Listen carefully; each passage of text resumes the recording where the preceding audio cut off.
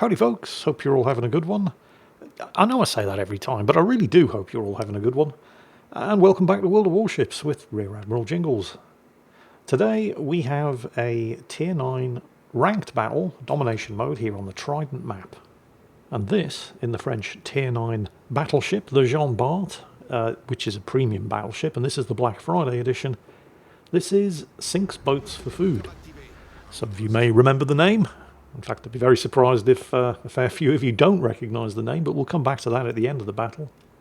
Before we reach the point of no return, however, we're going to have a quick word from today's video sponsor. Introducing Opera GX, the browser for gamers or people who just want a browser that's a little bit less boring than Chrome or Edge. And you can of course try it for free today, supporting the channel by downloading Opera GX at operagx.gg/jingles5 or just click the link in the description box below. As I'm sure you're probably all aware from previous Opera GX ads, I'm a big fan of this official Cyberpunk 2077 mod for the browser. Recently though, while also giving me the opportunity to show off some of the Cyberpunk mod's browser sounds, I've been putting the inbuilt ChatGPT functionality to the test while I still can before it achieves self-awareness and decides to wipe out humanity, asking it questions. Questions like, how much wood would a woodchuck chuck if a woodchuck could chuck wood? And based on ChatGPT's response to this inquiry, I've determined two things. One, if a woodchuck could chuck wood, it would chuck approximately 35 cubic feet of it. And also, ChatGPT has absolutely no sense of humour, no matter how hard it tries to convince you otherwise. So while we're waiting for ChatGPT to develop an actual sense of humour, and honestly given the speed at which this software is evolving, I figure it's only a matter of days at this point. But until that inevitable day arrives when AI does take over the planet and we're all forced to use Google Chrome and Microsoft Edge whether we want to or not, we do still have a choice. And you can choose Opera GX today. It's 100% completely free, costs you absolutely nothing, and you can get it by going to operagx.gg/jingles5 or just click the link in the description or the first pinned comment and try something a bit different today. You know, there aren't any actual bad ships on either team in this battle. I mean, you could make a case that the Michelangelo on Sinks Boats' team is, well, it's not a bad ship, it's just kind of awkward. It's a Tier 9 premium Italian cruiser. And it's kind of weird, because all of the main battery guns are located midships. The guns at the front and the rear are the secondaries, which is just strange. It does mean that if you want to fire all of the main battery guns, you have to expose an uncomfortable amount of broadside, but that doesn't make it a bad ship, it just makes it, well, you know, awkward. The enemy team do have a Benham, though. Yes, we've been seeing a couple of Benham replays recently, haven't we? Don't worry, we're not actually going to see the enemy Benham. Well, we are, but spoilers. But we're going to see his torpedoes. Remember, the Benham is the Tier 9 American destroyer that has 16 torpedo tubes and a reload that's so fast it can dump a fresh 16 torpedoes into the water for a total of 32 while the first set of torpedoes are still on the way to the target. Yeah, that thing's dangerous. And of course, French battleships like the Jean Bart here, they don't really have any utility. And by that I mean, they can dish the damage out, the guns are good, it's got a main battery reload booster, it's fast, its armour's all right. But that's basically it. It's got no hydro, it's got no radar, it doesn't even have a spotter plane. So, to a large degree, you are kind of reliant on the rest of the team when you're in a French battleship, at least for stuff like spotting targets, and spotting torpedoes and things like that. Speaking of getting spotted, clearly gotten spotted by somebody in the cap circle at Alpha there. Got a couple of shots out at the enemy Frederick the Great. A couple of hits, nothing amazing, 5,000 damage. It's peculiar that nobody's shooting back at him. Especially the Frederick the Great. We'll take it.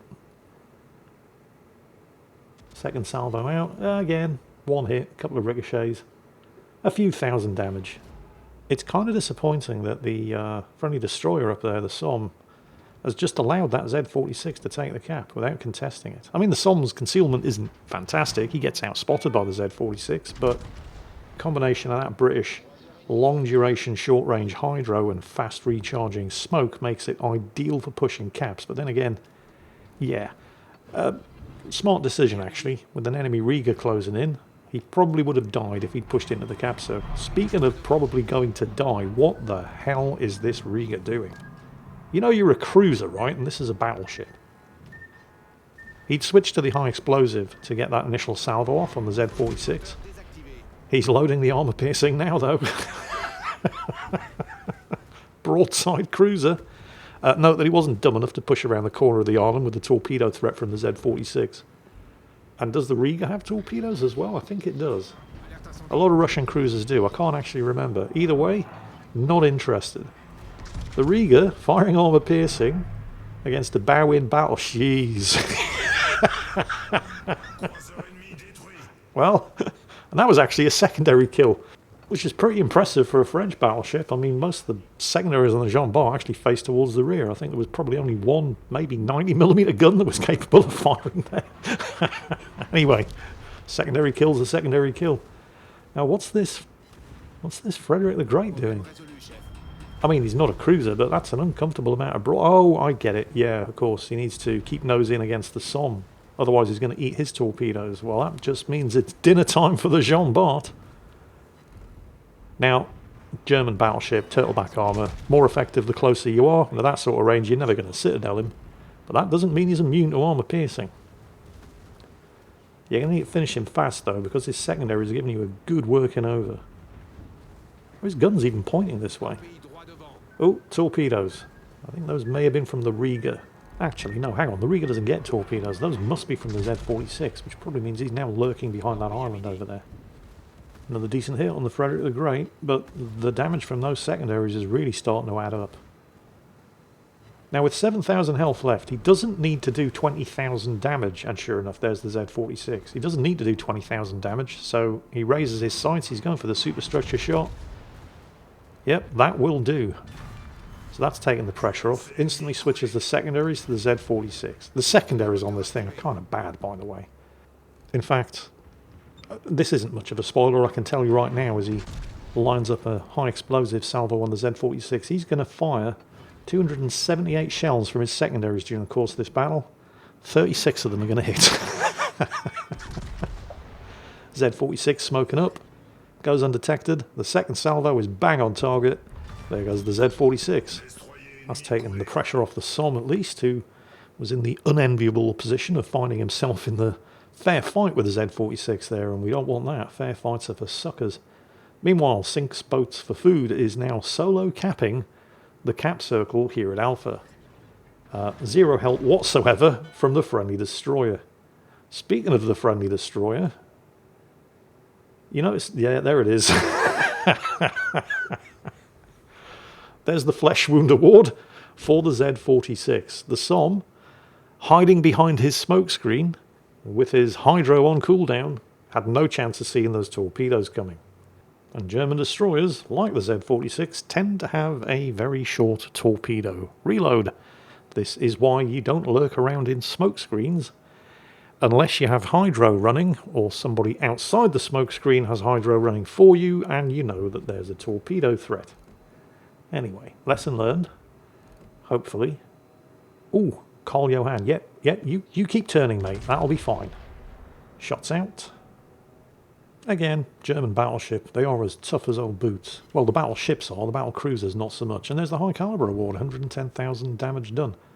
Obviously, the standard for achieving the high caliber award depends on how many hit points are available on the entire enemy team. And in rank, there's only 6 ships, so you don't have to do as much damage. Speaking of doing damage, Karl Johan still giving broadside. Shouldn't expect citadels, but that doesn't mean he's immune to armor piercing. Oof, yeah, there we go. 20,000. That's more like it. And yes, those are going to be Benham torpedoes. He's going to take 2. That was a double flood, I think. So yeah, he's using the damage control for that. Reload booster is back up. He's using it. More shots out against the Karl Johan. Much more disappointing result that time, but the guns are about to reload as he backs up around the island because the Benham is going to be reloading its yeah, here they come. Oh, actually, those could be Karl Johan torpedoes. It's got the same number of torpedo launchers as the Benham. And I realise, by the way, the Karl Johan is actually a Swedish battleship. But the idea behind the Karl Johan is what if Sweden had bought some surplus battleships from Germany. So it's also German. And those are going to be Benham torpedoes. Now, unfortunately, he wasn't able to finish off the Carl Johan. And the Michelangelo was having a shot as well, but also failed. Note that the Michelangelo, while hiding inside his smoke, is running his hydro. So the Benham torpedoes were spotted good and early, as were the second set of Benham torpedoes. And the Carl Johan really did not want to get spotted showing broadside to a Jean Bart with 540 health remaining. That's not the sort of mistake you get to make more than once. And the Michelangelo's hydro has also spotted the Carl Johan's second set of torpedoes. It's likely that Carl Johan realised there was no way he was surviving that, so he just turned around to get the torpedoes away and maybe get himself a kill or some extra damage. Which is fair enough, because he was right. He didn't survive that. But the torpedoes aren't going to hit anything. So there's now just 2 enemies left. The Benham, I mean, we can see where his smoke screen is. And that smoke screen isn't for his benefit, that's for the Agir. He's doing his level best to try to keep his last surviving teammate alive. Which means the Benham is probably not hiding inside the smoke, he's going to be outside of it, spotting. Sinks boats for food, keeping an eye on the spotted indicator. Because he's probably not. Yep, more Benham torpedoes. The thing is, it's really difficult to judge the torpedo reload of a Benham because it reloads them so quickly and it's got so many of them. And he has just been hydroed. He's within 6 kilometers of the Agir. Yeah. The problem for the Agir is he can't really take advantage of that smoke because when you're down a kill, you have to keep the gun shooting. And the Agir does have big guns for a cruiser, so it's got a very, very... Oh yeah, you keep turning. Yeah, no, you do that. It'll be fine.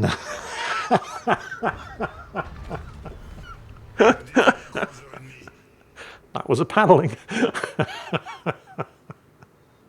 Yeah, the problem for the... I mean, the Agir had a lot of problems there. But the biggest problem was, and yep, sure enough, there you go. Those are going to be Agir torpedoes. He is going to take one of these. And he's still spotted, by the way, which means the Benham, as predicted, is not inside that smoke screen. But talking about the Agir's problem there, it's a very, very heavily armed cruiser with 305, I think, millimeter guns.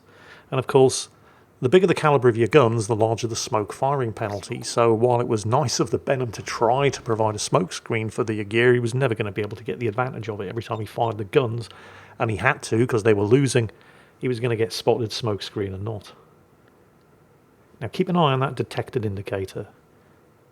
He knows the Benham's out there, he knows the Benham's spotting him, but he doesn't know which side of the island the Benham is spotting him from. So when he goes, there he goes, undetected. The Benham is ahead of him, because if he was to the rear, if he was spotting him from over there, he would still be detected. Sure enough, Benham torpedoes. That's just one launcher though. There's the second launcher. Looks like he's splitting his fire between Sinks boats for food and the Michelangelo. And he's landed at least one on the Michelangelo. So we pretty much know that the Michelangelo's hydro is on cooldown. Because those torpedoes were spotted very late. The Drake gets hydro as well. Well, it gets to choose between hydro and defensive AA fire. So the Drake gets hydro as well. The Michelangelo's is back up. Those two, and there, yeah. More Benham torpedoes, spotted them well in advance this time. Those two guys would be well advised to rotate hydro duty between them as everybody pushes in to find and kill that Benham, who they know is in the cap circle because somebody's flipping it. The thing is, they're at 980 points. They're going to win this game, whether they find and kill the Benham or not. But in the rush to get that last kill, the Michelangelo very nearly pays for it, but... there it is, there's the victory, and it's only now, when it no longer matters if he gets spotted or not, that the Benham, look at that, 175 hit points. That's not the first time in this battle the Benham got spotted, but it's the first time in the last 15 minutes the Benham got spotted, surviving 3/4 of that battle with 175 health remaining. If that battle had gone on for another 5 seconds, Sinks boats for fun might have gotten himself a secondary kill and all 6 kills on the enemy team during the course of that battle. But then again, I mean, realistically, that was never going to happen. There is no way with 175 hit points, based on how well the Benham played there, he was ever going to let himself get spotted. And he only did so when it was too late and it wasn't going to make any more difference. So fair enough, 5 kills it is. When Sinks both sent me this replay, I'm not going to say he deceived me, but when he said I got all of the kills, I was expecting 6 kills. He's not lying, he did get all the kills. It's just that the Benham managed to survive with 175 hit points. So well played to the Benham, and well played, of course, to Sinks Boats for fun. And if there is anybody out there who hasn't figured out who this actually is by now, and I suspect a number of you probably do because many of you follow him on Twitch, this is, of course, none other than Flambas, the great Flambino himself. Two Brothers Middle Russia extraordinaire. He hates that now, by the way, ever since he made a name for himself from doing it. Every time he's on Two Brothers, that's exactly what everybody expects him to do. Anyway, Flambas in the Jean Bart B Tier 9 ranked battle. Not getting all of the kills on the enemy team, while at the same time technically also, yes, getting all of the kills, you know what I mean. 5 kills, Kraken Unleashed, Tier 9 ranked battle. Hope you all enjoyed it, and as always, take care, and I'll catch you next time.